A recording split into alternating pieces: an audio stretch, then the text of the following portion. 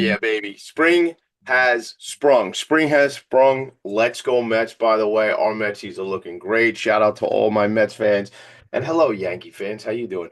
It's your boy Tommy D, the nonprofit sector connector. Just a little out of breath. Had to run down to get some more water and some coffee. I mean, it's 10 a.m., so I'm on my third cup of Joe. Let's get moving, though, right? Every single week on the show, we do a couple things. Well, first, I make the trek all the way up from the kitchen, 2 flights below where I'm standing right now. And I go all the way up to the attic. You know, that little place just below the roof of my house. The attic, 200 and some odd episodes of an idea. It was just an idea. I went around telling people it had a logo, it had a name, and it had 0 episodes. I went around telling people philanthropy and focus, and here's what it's going to be. And now I can say philanthropy and focus, and here's what it is. My point to you all, if you have the idea for that thing, that activity, just do it. Forget about that sneaker brand. I'm telling you, just do it. Get out there, lean in, try it out. Something's going to happen. It might not be exactly how you planned it, probably won't be, but you're going to learn something, you're going to experience something, and you're going to have change. And that's what it's all about. It's about change and evolution. So every week I come up here, I do this show, and I get to help nonprofit leaders tell their story and amplify their message. A lot going on in the world. Next week is the Long Island Imagine Awards. The applications are out for the New York City Imagine Awards. I can't tell you. I mean, I was looking before at photos in my phone. Somebody said to me the other day, Tommy D, you do so much. I see all these things on LinkedIn. I said, if I had the time to post the other half of the things I do, then there would be even more out there. I just can't keep up with all the things I'm doing. But that's what happens. You want to be the nonprofit sector connector, man. That's just how it goes. You make something up and you do it and you're busy. And guess what? Yesterday, I'm at a Kiwanis meeting because Book Fairies was coming through in my neighborhood. The other night, I'm at another event for a nonprofit organization. I gave a $5,000 check from the Lindy Lou Foundation to my friend Christine Fitzpatrick at League of Yes, an inclusive baseball league, 2 fields, Eisenhower Park, Nassau County, and then out in Farmingville, they have another field. All Abilities Baseball League. Everybody should have access to baseball. And I said it already, but I mean, how about that baseball club out in Flushing? I'm wondering what you're thinking. Give me a hard time if you're a Yankee fan. Actually, let's go. Let's just have fun. All right. Greg and Gino is here. Danielle Barry is here. The organization is Woodward. We're going to get into this conversation. We're going to talk. There's a lot of history in this organization. I happen to see, if you're just listening, I'm looking at Danielle and Greg sitting in the conference room at Woodward over in Freeport. Actually, we said Book Fairy, so shout out to Freeport for sure. I have some history out in Freeport Rec Center. So there used to be hockey down there. Is there still hockey yet? They still have the big bubble? Yeah, Greg, Danielle are saying yes. So we're going to get into this. I'm going to have Greg and Danielle introduce themselves. Like I said, I was in the conference room, learned a lot about this organization. There's history, there's legacy, and there's impact. And that's the people I like to hang around with. So if you're checking in and you are seeing us on one of the platforms live, drop us a note, ask me any questions if you want to. Greg, Danielle, good morning. How are you? What's going on? Good morning. Good morning. Everything good? Yeah, thanks so much, Tommy, for having us on. We appreciate it. Thank you. And thank you for, you've just recently invited me to an event a couple weeks ago. I actually met somebody who's really cool, who now I'm collaborating with, who you know for a long time, probably most of her life. Our friend Melissa, shout out to Melissa because she is going to be doing some cool collaboration. And if you didn't invite me to that Chamber of Commerce event recently, we wouldn't have made that connection. So it's all about connections. I appreciate you both being here. And Greg, we met originally when I was emceeing the it was called Philanthropy Day for the Association for Fundraising Professionals Long Island. And Barry Vogel handed me your card. He goes, I'm not Greg and Gino, but you got to meet Greg and Gino. I said, all right, whatever you say, man. Sounds good to me. Don't threaten me with a good time. And now we're becoming fast friends. It's very good to meet you then, and it's good to be collaborating with you now. So let's get into this. Let's talk about, I want to know about your backgrounds. I do have notes and stuff like that, but I always say I want to hear the story from the people who live the story. So Greg, however you want to play or pass. That's what I do sometimes at networking events. So either you can go first or Danielle can go first. Just your background. Danielle, you want to take it away? Give us your story, and then we'll hear some of Greg's story, and then we'll hear about Woodward. Yeah, so my name's Danielle Barry, as Tommy had said. I've been at Woodward now going on my 15th year. I could not picture myself working anywhere else or serving anywhere else. when I first interviewed here, the population of students was much different. And I remember I went on an interview here and I went on an interview somewhere else. And when I went home, my mom's like, you can't take that job. Those kids, no, you can't do it. I was like, I'm gonna do it. And I did, and I never looked back. And throughout my time here, I've served many different positions. So I started out in the classroom, really in the thick of it. And then from there, I moved into doing more reading intervention and doing more testing.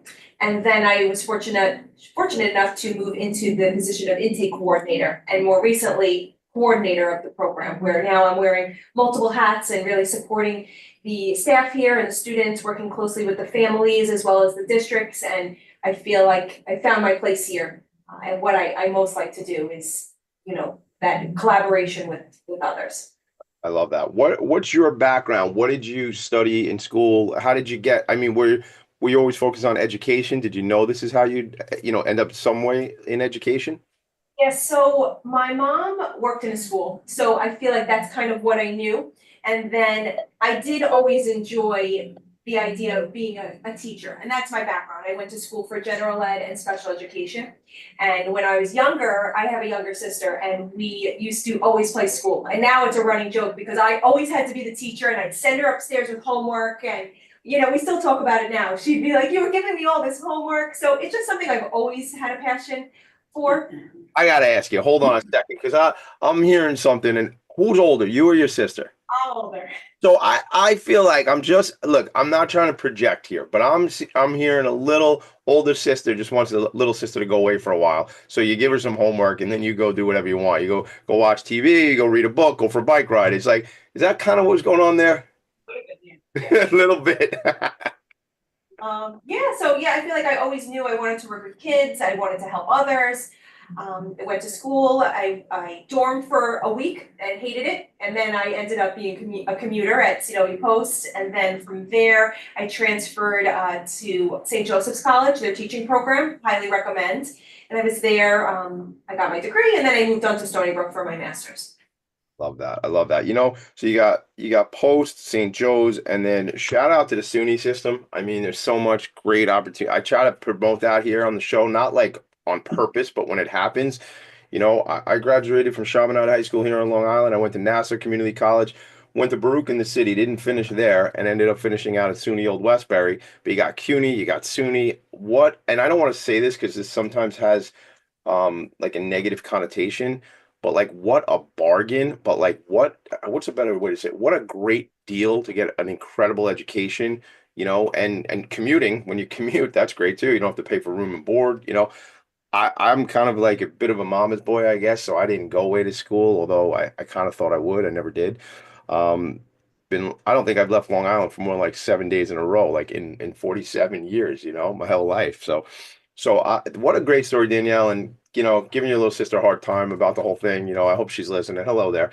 But that's fun stuff, and that's the things that create our story. So we're gonna get back into the Woodward story and what's so passionate about. And you mentioned this thing like those kids, like I mean that this we on this world where we hang out, you and me, right? It's all about inclusion. It's all about different abilities. We all have different abilities. Folks who listen to this show know your boy's got a bit of the ADHD, just a touch of the ADHD. And I kid because I got it for real all the way through. But the thing about it is we're all, I believe, neurodivergent, neurodiverse. It's a spectrum. We all learn differently, right? I don't know not to knock what you said earlier, but general ed, like, I don't know if that's a thing anymore, right? No offense to programs and what you said there, but it's sort of like, you met one person.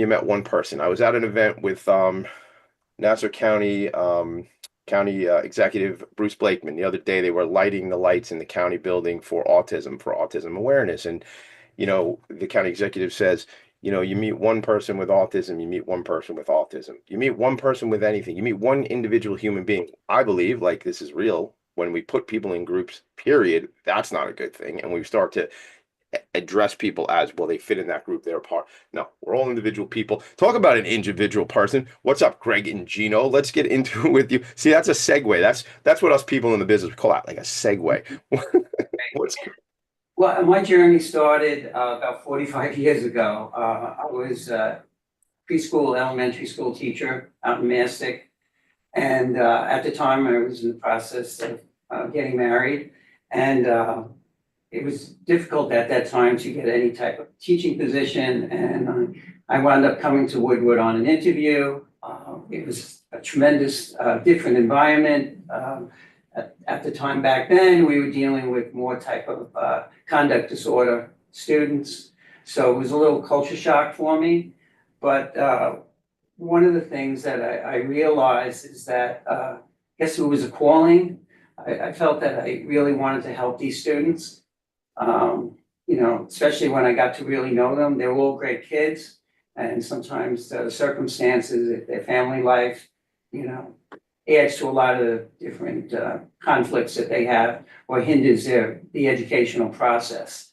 So when I came to Woodward, I was an elementary school teacher and I wound up getting my special ed license. And I decided to stay. Growing up, I also had a lot of culinary experience. I worked in a restaurant 13 years. I wound up going up to an assistant chef in various restaurants.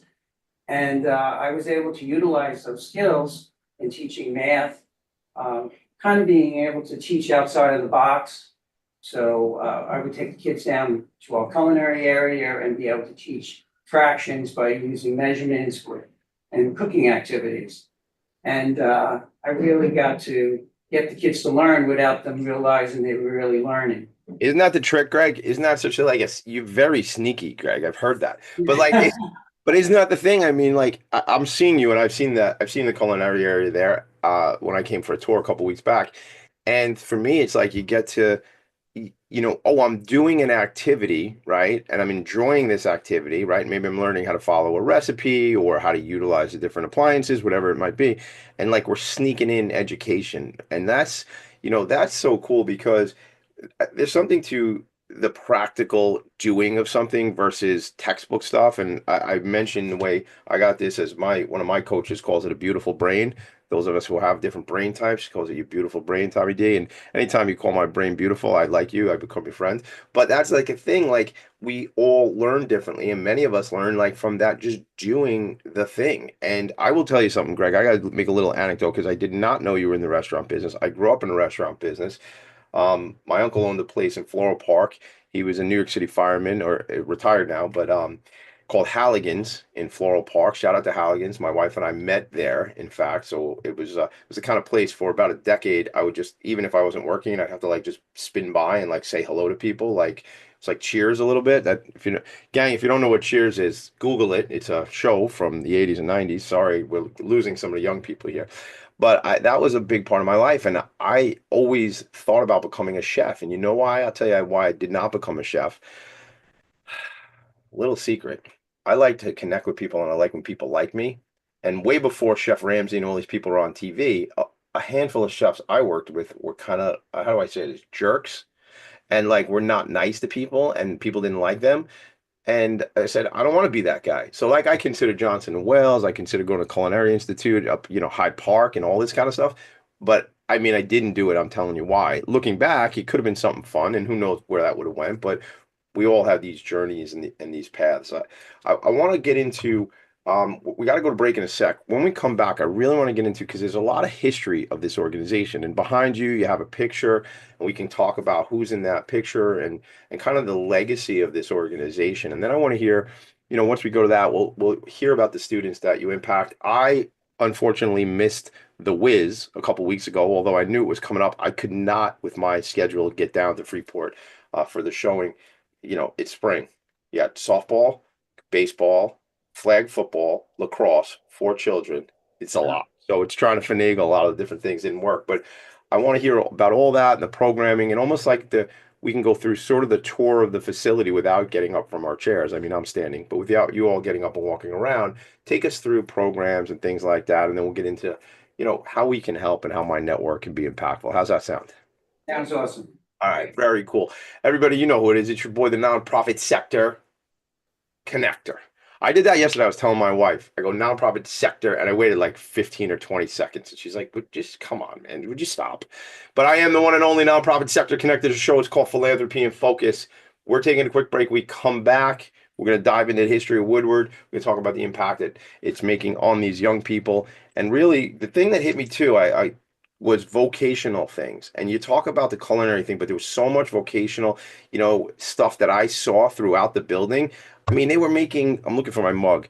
They were making mugs, these young people. So shout out, this mug says, when it rains, look for rainbows. Shout out. Let's go. But they were making these cool mugs, and I think I asked your folks to brand some mugs. We're going to do pictures and have the folks over at Woodward make a project, a little Tommy D project. He's trying to go to commercial, and he tells a story on the commercial break. We will be right back, boys and girls, ladies and gentlemen, and children of all ages. Are you a conscious co-creator? Are you on a quest to raise your vibration and your consciousness? I'm Sam Leibowitz, your conscious consultant, and on my show, The Conscious Consultant Hour Awakening Humanity, we will touch upon all these topics and more. Listen live at our new time on Thursdays at 12 noon Eastern Time. That's The Conscious Consultant Hour Awakening Humanity, Thursdays 12 noon on talkradio.nyc.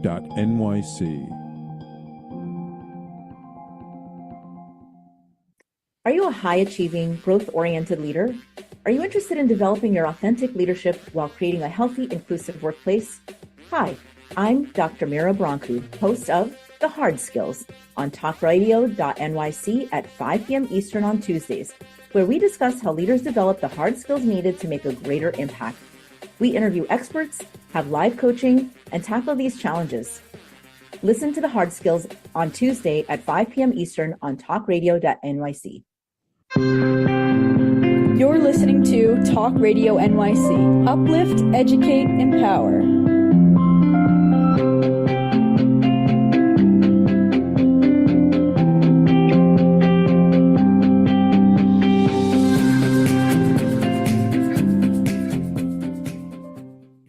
Nonprofits need connections to move in good directions.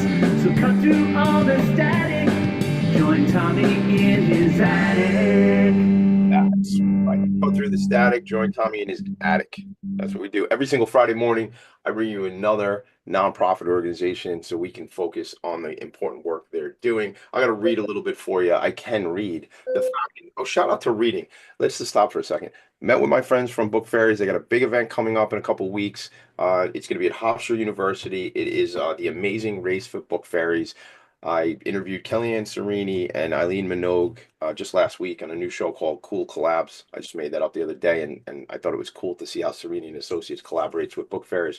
But, literacy is incredibly important, as it is a social determinant of how somebody's trajectory of their life goes, their income goes, their future goes. And Book Fairies is really impacting that. So here's my reading. The founding of Woodward Children's Center can be traced to Freeport resident Gertrude K. Berman, who established a school in 1951 that was originally named for her. It was later incorporated with the name honoring Dr. Luther E. Woodward, a noted specialist in the New York State Mental Health Department, who had been supportive of her early efforts to develop the school. As a creator and executive director of the program and school that became Woodward, Gertrude Berman became a pioneer in developing special education and mental health services for youth with severe emotional and educational disabilities, and an advocate for early identification of and treatment for infantile autism. So I talk a lot about, we talk about here on the show and just everywhere I go about different populations. We talked about it a little bit already, but I'm about hashtag ending the stigma around this conversation about mental health. We must give people access. It's not when I'm talking about people with intellectual and developmental disabilities, I always believe it's not about ability when it comes to vocation and opportunity. I know it's about access. And it makes me think about Spirit of Huntington Art Center and our Artworks program and all these different nonprofits that are doing this important work. Greg, if you wouldn't mind, take me to this place. Take me to this place. Take me to this place of Ms. Berman and that story. And that's Ms. Berman in the background, right? That's Gertrude in the Yes. Yeah. So tell us about this. She was a pioneer in the field. She was a special ed teacher in New York City, and then she decided to open her own school in the Freeport area, right down the block from Woodward. And she became an expert in working with students that the school districts didn't know how to work with. And she believed so much, and her passion was so much into these kids learning, that they started to believe it themselves, that they could be a success. Most of the school districts back then, they felt the kids were just like juvenile delinquents. And they just wanted to shut them off and send them to different various programs. So she wound up taking about 8 to 10 of them. She was able to get a house, and she called it the Berman School, and residents of Freeport helped to build the house, refurbish it, and that became the school. The word got out that she was a super success working with this type of population, and it grew. In fact, one of the famous TV actors, Cliff Robinson, you might remember him from Westerns, or he played John F. Kennedy in PT 109. Okay. He must have got wind of her success working with these challenges. I don't know the exact connection, how they finally got together. I'm sure it was some type of networking. She was a tremendous networker. And he fundraised with her back then, a few $1 million. And back in 1973 and 1976, they built Woodward. That's what it looked like back then. And this corner picture is what we look like now. Yep. The program's been in place now for 67 years. It's thriving. We're taking it to a new level. It's one of the most progressive and innovative programs in the New York area, which I guess we can get into. Get into that for sure. Yeah, we're gonna get into that, Greg. That's great. You know what it is too? I think of the time frame you're talking about too, and you know, I feel like as a society and as a race of human beings, we've evolved in a lot of ways, and then sometimes I see things on the news. I just watched a video this morning. I'm not going to get into the politics of this whole thing, but on a national stage, so we're not exactly saying the best things about certain parts of our population right now. I feel like we've progressed in so many ways, certainly as it's addressing the needs of individuals with IDD. I'm also on the Long Island Advisory Board for Best Buddies of New York, so we're doing a lot of work in this space. We got a big friendship walk. In fact, maybe some of the folks listening want to come out May 10th at Marjorie Post Park down Massapequa. I feel like we progressed in a lot of ways, and it makes me think. You mentioned pioneer, and I think of people. I think people like Vicky Schneps going back to life's work, and with Geraldo and Willowbrook and some of the stories that certainly had national reach and things like that. I think of another friend of mine, Dr. Ellen Morris Tiegerman from Tiegerman, which used to be SCLD up here in the North Shore area where the attic is. It's people who got out there and did the work and were on the front lines and said, this is not okay. This is not the way these young people have abilities. We need to find out what their abilities are, and we need to meet them where they are. And I feel like that meet them where they are is said so much, and it's cliche. And I think things are cliche. Well, we say them so many times because they actually have meaning. And if we meet people where they are and bring them the services that they need, well, then we excel and they excel. Right, Danielle? I mean, you're educated in special education and general education. Now, let's talk about that. I mean, just in terms of meeting people where they are. Yeah, I think that's something that we really thrive at here, is seeing each student for an individual and building upon their strengths and their weaknesses, and not grouping everyone together that they're all the same. It's making an individual pathway for each student. Do they do better working out in the community? Do they do better doing hands-on tasks? Do they do better listening to something rather than writing something? And just really honing in on to what works for them, and meeting them where they are and treating them like an individual, not that everyone's the same. Yeah.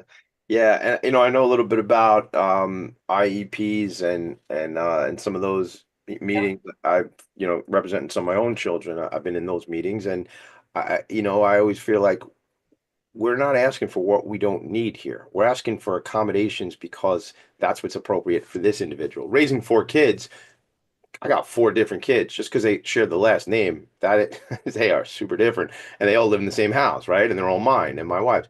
Um, so, but that doesn't make them the same, right? And their abilities aren't the same. And so, talk to me about, Greg, when I came out for a tour, it was these young people are coming from all over, around Long Island, from the five boroughs. Let's talk about that. Like how do young people get access to Woodward, and how do you determine who is going to make the trip, so to speak?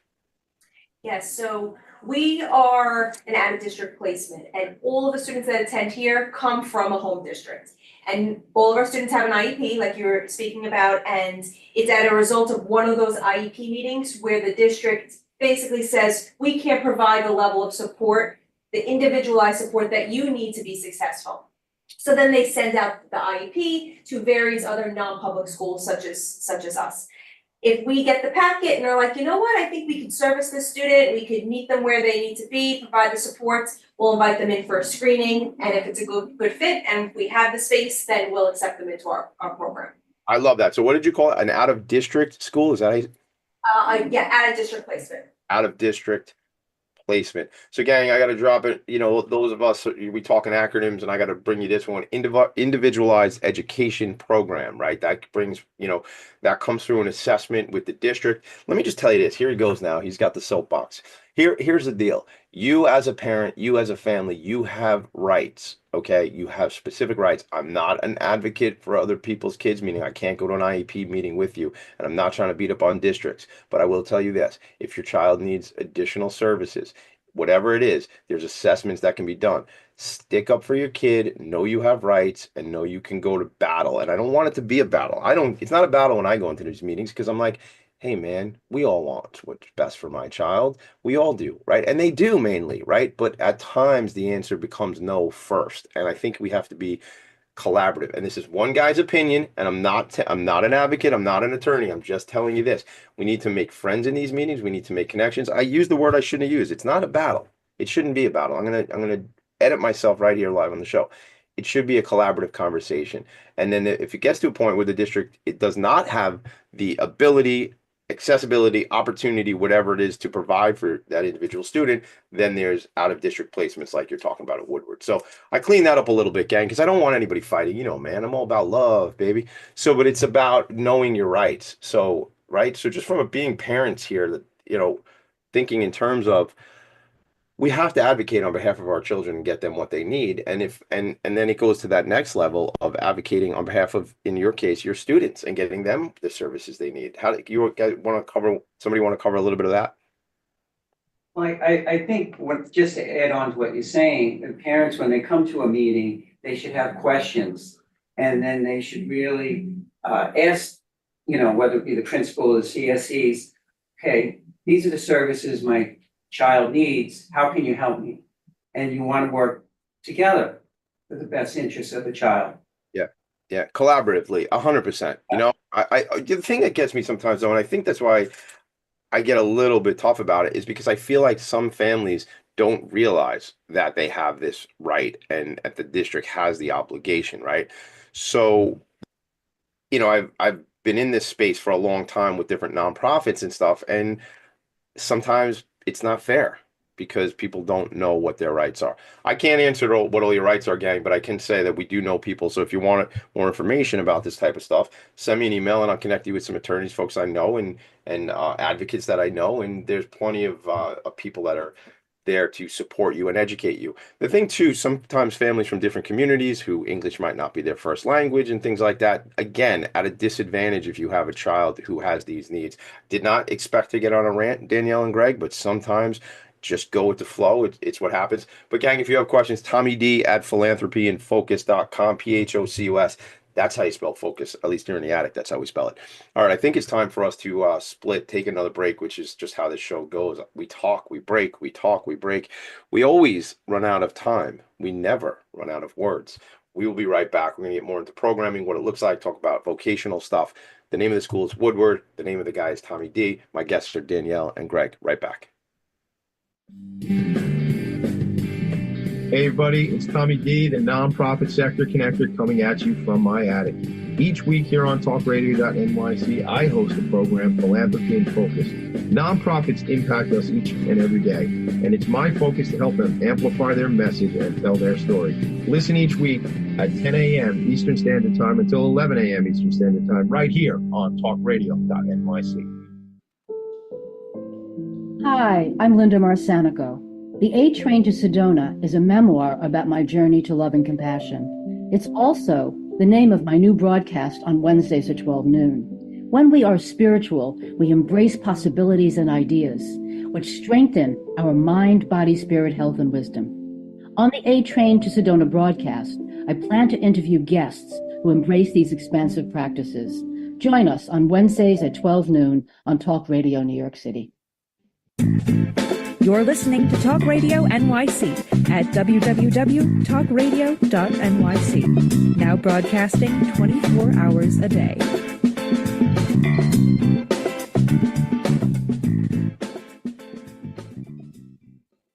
Nonprofits need connections to move in good directions. So cut through all the static. Join Tommy in his attic. Thing has sprung. It really has. I mean, I ran out to a meeting yesterday. I was saying the Kiwanis here locally and the and book fairies, and I didn't want to put shoes on, so I was digging around and I found a pair of flip flops. Flops are back, everybody. You know, it is flip flop weather on Long Island. The Hawaiian shirts are back. If we get a bit of a frost again, I'm going to be very upset about it. You know, I probably will wear my flip flops anyway, but I just think like, this is what's cool about being on this island. We get all the weather, and this is my favorite season. One challenge going on, I don't know if anybody else is experiencing it. My younger son is dealing with the allergies pretty bad. I don't know if Danielle, if that's hitting you or Greg or some of the kids and stuff, but it's pretty brutal right now. Yeah. Live for the summer. What do you tell me? It's like there's that, like, this is the coolest time of year, this and like that fall. You know, I'll tell you a funny story in a second, but it's just like this is a tough time because of the allergies, but then we smooth right into the summer, that sort of goes away, you know. But the thing is, like years and years ago, I got a little secret for everybody. Years and years ago, I used to I didn't realize how beautiful September and October was here, like in on Long Island, and then especially like even if you go upstate a little bit too. And I didn't realize it because there was a reason when I was younger why I didn't look forward to September, and you probably can guess what it is, right? But I didn't realize until I was like in my mid-20s and go, wow, this is a beautiful time of year. Well, why didn't I always like this? Because it always meant we were going back to school. So that was like I discounted how great this time of year was. Let's talk about how great the school is, the work you're doing. We talk about meeting young people where they are. Talk about when folks are going to graduate. Do they graduate with traditional diploma, regents or not regents, like stuff like that. And then I'd love to get into vocational work, and as I said, kind of in our mind, go on a virtual tour of the facility at the different programs and stuff. How's that sound? So getting back to everything being individualized when it comes to graduation, same thing that way. There's different pathways. So most of our students do leave here with either a Regents or a local diploma. Being that our students have an IEP, there's a little bit of flexibility on their Regents scores that they can get. But as far as the classes, they are taking those same Regents level courses that they would be at their home public school. Our electives are a little different. I like to think that our elective classes are a little more hands-on, more vocationally based. And then we also have something here called our CDOS program. And that is gaining work-based learning hours out in the community, here in the building, in the classroom. And how it works is that those hours can kind of compensate for a student if they might not do so well on a Regents exam. So once again, individualized, various pathways for students to earn their diploma. And then we do help with post-secondary planning. So that's different for every student, whether that be going on to a 2-year college, a 4-year college, going on to job placement. So we feel that every student before they leave here should be set up for some sort of success. We should be helping them figure out, what they are good at and how it relates to something after graduation and setting them up for success. I love that. What was that acronym you used? CDOS? CDOS. And what does that stand for? Putting me on the spot. I'll get back to you.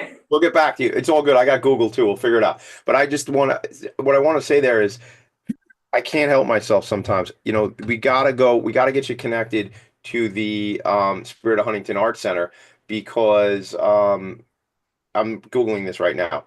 Career development and occupational studies. That's what it is. Career development and occupational studies. Like Spirit of Huntington Art Center, we have an artworks program for our individuals. When I say that, I mean our community of folks with different abilities, right? It is a all abilities art center, community art center. However, artworks is a program. Once our individuals age out of 21, sometimes there's where do we go? What do we do next? Artworks is a program where individuals learn website design, digital marketing, Adobe, that whole suite of products. And in fact, our agency, Vanguard Benefits, go to the website, gang, Vanguard Benefits, YOU.com. But our website and our mission, our vision, our value, our logo, it was created by a neurodiverse marketing department, which is Spirit of Huntington. So I would love to make that connection because some of your folks who might be interested in the arts could plug into some of the programming at Spirit. In fact, this afternoon, I'm interviewing my friend and colleague James Young, who's a creative director. He's going to be on Long Island Changemakers today. And we're going to be talking about two things. We're going to be talking about him as the creative director of Spirit Huntington, but he also is a member of a band called the Time Traveling Trio, and they donate money back to nonprofit organizations. So little plug, next week I'm doing a wine tasting. His band is going to be playing, and my friend Deborah is going to be bringing puppies from Positive Possibilities. That's a whole thing. If you two are around, it's May 1st. We'll talk about it later on. But that's going to be fun because you got puppies, you got music, you got a little bit of wine for those who drink. I don't, but others do. And that's it's going to be fun little networking. And that's actually at the studio, North Shore TV. All right, back to Woodward. So I shared the website for Woodward. So the website, I shared it during the break. Go to woodwardchildren.org, woodwardchildren.org. Post-secondary, we talked about post-secondary planning. I want to talk more about that. Greg, what does that look like from your perspective to have that planning? Because it goes to what I said about Spirit of Huntington, but specifically for your space, like, some folks may be college bound, some folks may not be college bound. Some folks, we talk about your focus, Danielle mentioned there, the focus on vocation and what that looks like, which, look, I think the earlier we can expose people, young people, to different opportunities, regardless of ability or disability or lack of ability, just focus. Like my friend Beth Buckheister runs an organization here on Long Island called Career Day Inc.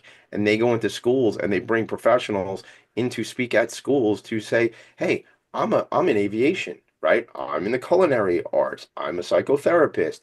And I think what's important too is representation. To see people who look like each other in those roles is really important for all of us. So I'm going all over the map, but I'm leaning towards vocation. So, Greg, you want to pick some of that up? Well, I think Woodward, the vocational program, is really one of the key elements of a lot of our students, because if their academics are fair, they might still obtain their Regents diploma, but they might have a lot of other better skills. And my voice a little bit, excuse me, but we have been we try to enhance the program. I bring in, as a vice president of the Freeport Chamber of Commerce, I try to bring in numerous businesses and different chefs that are on the nautical mile to come in and teach culinary, whatever out there. We try to bring those different business partners to the students and try to bring the students to the different businesses to give them the opportunity of, learning that, hey, this is something that I can do.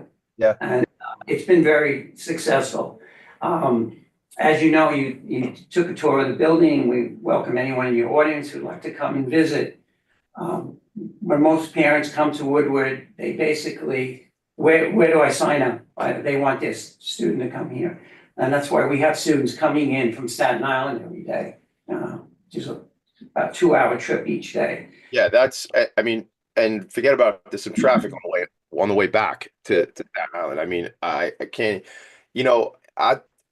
aside from the culinary focus, and I love the fact that you're leveraging your community, and you mentioned you being a member of the chamber. Gang, if you're leading a nonprofit organization, you certainly need to be networking in the community. If you want to find out more, reach out to me. It's pretty much what I do is network. So I think though, there's also I know other different parts, like I don't know what you call it. Maybe it was your STEM lab, wherever they were making the coffee mugs and they were doing some tech stuff. And it is, talk to me about the other like lanes that folks aside from just culinary. Well, we have ceramics. We also have a broadcasting studio. We're presently, the last 2 years, we started our own rock band. And we're putting in a music studio in our garage. Actually, every space in the building is now being utilized. What else do we have? Well, I know there's something, this is, Danielle, you have something you'd say, and I'll write down what I was going to say. You go first. Yes, so we try to, first of all, we have all of our students take an intro to careers class. Figure out what are the different careers that are out there. I know when I was younger, I just knew I could be a lawyer, a teacher, a doctor, but there's so much more out there. And, you know, the trades are also very important. I feel like the students, you know, they might not be familiar with the different trades. So, Yes. I'm going to interrupt you. Yes. Gang, we need people in the construction trades. We need plumbers. We need carpenters. We need bricklayers. And again, different abilities, neurodiverse, whatever it is, folks, if that resonates with you doing that work, those are incredible professions. And I really don't think AI is going to get underneath my sink and fix a pipe, right? But a man or a woman can get under the sink, although it's not the comfortablest place. I mean, I honestly, there was something I was trying to fix in my bathroom, which is just that whole sentence isn't good. Tommy's going to fix something in the bathroom. That's already a bad start. But like I was trying to get something under the sink in the bathroom and couldn't shimmy it. So I called the guy who actually does that. That's his profession. So I was like, he probably knows how to figure out how to get in here or something else, but I'm not doing it. But there's so much, and that's good, honest, well-paid work, man. And you know, I know you had in the past, and I think what I was going to say was I think you had a mechanic shop. You still do, but that's kind of being phased out, right? You're looking to get rid of that bay correctly. Is it like the lift? You're looking to get rid of the lift, right? So we're not at that part of the show yet, but since it's Tommy D's show, he sometimes does whatever he wants. But one of the things is they're looking to get rid of a lift. If you own a mechanic shop or something like that, reach out to me or reach out to Greg and Danielle. We'll make the connection. Might be something somebody needs. And then that would facilitate utilizing that space for something different. How about the band? When is the band playing? When can we see the band? Well, this summer, we're gonna be doing a fundraiser, where we're gonna be playing a radio station. And, we're gonna have our band playing. Well, is that the basketball game? Yes, that was the basketball. Last year, we played the Freeport Police Department. Oh, Okay. no, Fire Department, yeah. Okay. All right. So we will talk about that. We're obviously friends now, so you got to keep me in the loop on that stuff. Yes, Greg. Just want to digress a little bit. I guess about 15 years ago, 17 years ago, we were down at the time, you had some financial challenges, which I'm sure every non-for-profit has. So back then, we actually turned Woodward around. It was kind of like a field of dreams story. Mhm. We started running it more like a business, but we didn't have much to show. And back then, at the time, my wife had worked for Marshawn Eyewear. And if you came to Woodward, it looked like it was in a time capsule back in the 70s. And they donated all their furniture, so we were able to upgrade everything. We Sure. started working with BOCES. We had actually a competition with several school districts, and Woodward had one. We did a whole thing on Tuskegee Airmen. And I know you met Marilyn Monroe. She's actually a daughter of Colonel Ed Monroe, who was a Tuskegee Airman. And he did a seminar with us. We got a lot of recognition from that. And all of a sudden, we received some grants and we turned it around. We believe Woodward could grow again. And now we have a capacity of 88 students, but basically we've turned down 500 students since the month of July. So You've turned away 500 candidates who wanted to come to the school since July of 2024, correct? That wanted to enter the program. So that tells me that there's area of opportunity if you could find ways to, whether it be staff up, finance up, increase utilization in your space, whatever, right? Yeah. So there's no lack of of need or opportunity, Greg. No. Yeah. Felt that we made the program exciting enough that the kids will come, and that's exactly what happened. And that's why every year we keep building on it, which you've seen, from broadcasting, ceramics. Now we're, building a sound studio. We have a gentleman we brought on board who does AI, and he's doing coding. So whatever out there, Woodward has it. I feel we're one of the best equipped schools in the New York area. I love it. Great commercial for that. What I want you to do, we're going to take a break. I want to make sure that we make this shout out to Tuka Youssef, who's my colleague, who's a program director over at We Connect the Dots. I'll introduce you, Greg, when we're at that event on Tuesday night. I'll make sure to introduce you to Tuka. They have an upskills program for unemployed or underemployed individuals 18 years or older who are New York State residents. They have a grant. They are another nonprofit organization, but they have a grant for this upskills program, which is 4 weeks of training from 9 to 4, virtual training on different Microsoft products, and then 4 weeks of job. How would I say, a job experience? I mean, I could just look it up and read it to you all, but it's job experience where they'd be working for a company, again, unpaid unless that company wants to work out an arrangement, but it's unpaid, but it's on the job experience for individuals. So could be something as you're talking about vocation. I remember when I met the gentleman, and I think we were in the school store, and you introduced me to the gentleman who was I think running AI and the tech thing.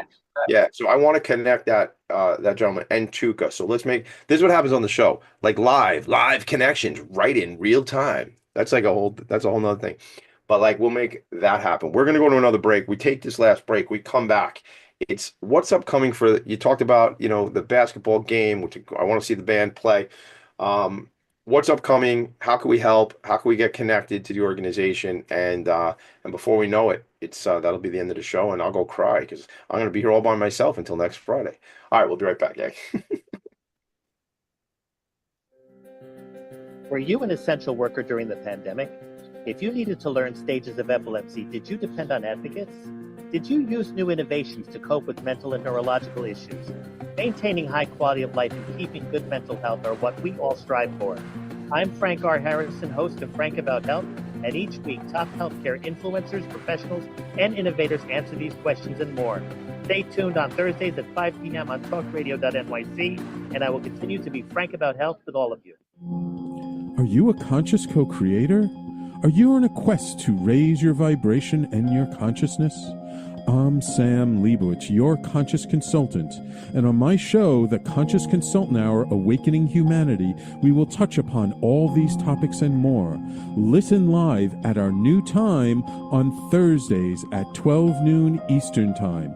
That's The Conscious Consultant Hour, Awakening Humanity, Thursdays 12 noon on talkradio.nyc. You're listening to Talk Radio NYC at www.talkradio.nyc. Now broadcasting 24 hours a day.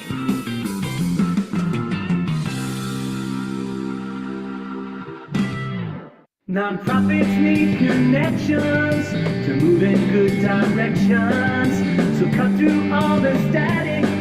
Join Tommy in his attic. Back.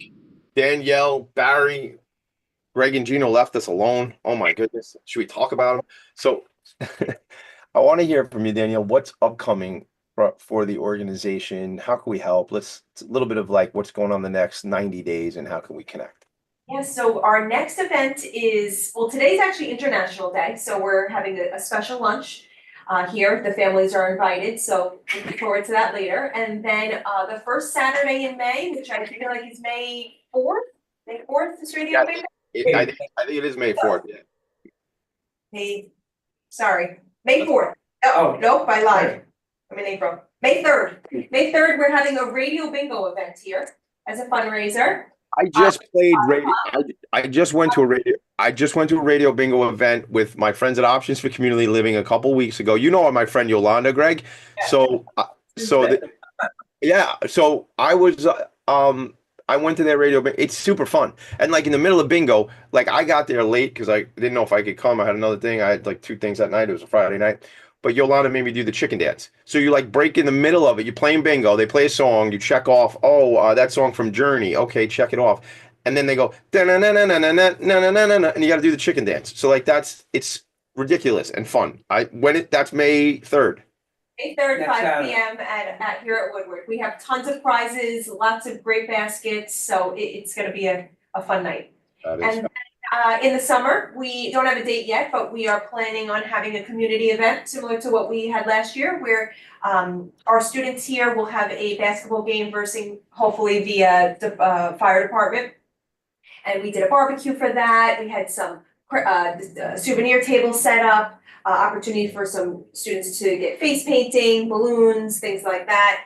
And then we have our graduation, which is June 26th. That's awesome. Yeah, that's really great. So what do you I always get to this point in the show and in any conversation, how can we help? What do you need? What are you looking for? Well, I in fact, Yolanda Green from Options Community Living, she's coming in on next Tuesday. We're gonna see what we can do. Maybe there's some collaboration we could do, because like I said, at 3:20 outside of Thursday, our building is empty. And we'd love to have an after-school program or even a Saturday program. Let's spend some time on that if we could, because we got a couple minutes. When you say at 3:20, so you're looking maybe for a partner that can utilize the space and pay rent or have programming together. Like talk to me about that. Yeah, it could be a question that they could just be paying rent. Ideally, I would like to utilize our staff because we have clinical staff on premises and we also have vocational staff on premises. So if there'd be a way of them generating some additional income to their present salaries, it would be a home run. And then we have all these great vocational areas that people could train. We could also do, high school prep or various different subjects. We could work with different people. Yeah, I wonder if, I mean, I'm just wondering out loud, like some of our other friends who have the Without Walls programs who serve as, adults with intellectual developmental disabilities who might need to go into the community. The only thing I wonder is like after hours, I don't know how that all works. But, I'm thinking of some of the bigs that I hang around with that certainly, Greg, when we're at the Imagine Awards, Long Island Imagine Awards Tuesday night, I mean, it's going to be like 90 different nonprofits in the room from Long Island. It's going to be almost 500 people in the room. I don't know how I'm going to get a chance to hug everybody. I'm going to do my best. But, it's just that's such an important night and a special thing. But part of the Imagine Awards is recognition. Part of the Imagine Awards is, spotlights and trophies and big checks and all that. And then the other part, which is like certainly my favorite, is all the developing relationships that happen in that room that night, that people who didn't know each other. So, and now do know each other. So that's important. What the heck's the Imagine Awards, Tommy D? Great question. Long Island Imagine Awards, go to imagineawardsli.com or reach out to me and I'll connect you with what's going on. But we recognize the important work that nonprofits serving Long Island are doing each year, founded by Ken Serini and Serini and Associates. All right. So aside from having like a dance partner, so to speak, Tommy D's words, with where you could collaborate, what else can we do to help? Well, we're also looking for additional board members that want to share our vision and help us take Woodward to a new level, or the next level, I should say, take us to the next 67 years. Yeah, I love that. If there's anyone in the audience that'd be interested in becoming a board member. Yeah. That'd be awesome. Yeah, so I think it's an idea of like, this just comes to me sometimes, like I'm doing this event at Seven Cope in next week, and it's just like I'm putting together a handful of different people. Greg, so I'd encourage you, maybe that sort of thing is just to have like in an evening one time, maybe some community leaders and maybe a little nosh and whatever it might be, and get folks out for the tour. And I'd be happy to collaborate with you on that if it's just like, hey, it's not a Tommy D event, but it's, this is a friend of mine, this organization, they do great work, and let's just go network. So look, I'm a salesman at the end of the day. So in my mind, I'm like, get them in the store, man. How do I get folks in my store? Like, that's what, And I know you would, just to get me to come out, you'd reached out a couple times for us to finally make that happen. But it's like, and I encourage any of you, if you have a nonprofit organization or a for-profit, get people out there, volunteer your space. And like I think we should talk to, in fact, later today, I'm doing several episodes of Long Island Changemakers, and our executive director, Allison LaFerlita of the Nonprofit Resource Hub, is one of my guests. She and I were texting earlier. She would be a great person for you to talk to, and with Kellyanne Serini about maybe hosting an event at Woodward, because we're always looking for places to host events for our nonprofits. And if it isn't a nonprofit resource hub event, it could just be, a Danielle and Greg and Tommy D event, and we just bring people through. And like that's what it is, because you know what? I was either writing an article, doing a video, I can't remember, but I said, I was making a post, and I said, here's another nonprofit that is the best kept secret, who doesn't want to be the best kept secret. Like it's, that's what my platforms are all about, is like, how do we shine lights and go, I didn't even know Woodward was there. 67 years. Now, my kids might think I'm 67, but I'm only 47. But like I've been in and out of Freeport for all different things in my life, and I never passed by the school. I'm sure I passed by the school. Didn't know it was there. So that's the important stuff of shining the light on the work and getting people out there. So I'd be happy to collab with you guys on that, about bringing some people in. 25, 30 people, all of a sudden they know. Greg, like for instance, when you invited me to lunch last week or 2 weeks ago, it's just all those connections.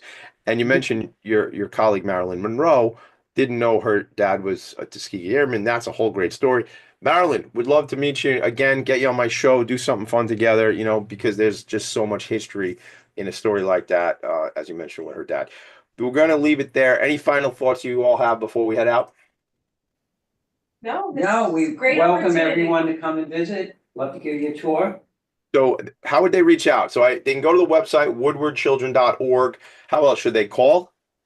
They could just call and ask for Danielle or myself, and Let's make it happen. we'll make it happen. It happen. I love that. 516-379-0900, 516-379-0900. Woodward, 67 years, and they're just getting warmed up. See you guys. Thanks, Danielle and Greg. Bye, everybody. Thanks so much. Appreciate it. Have a great day. You. Nonprofits need connections to move in good directions. So cut through all the static. Join Tommy in his attic.